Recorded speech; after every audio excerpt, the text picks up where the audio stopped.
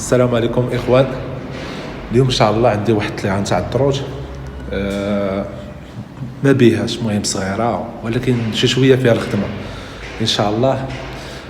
دابا راه بديت كنحيت البطوات في بلاصتهم كما كتشوفوا، من بعد نطراسيهم وغادي نتقابلوا ان شاء الله.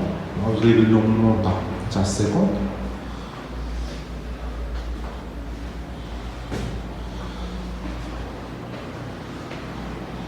ان شاء الله نتمنوا الله سبحانه وتعالى يوفقنا مع الخدمه هذه،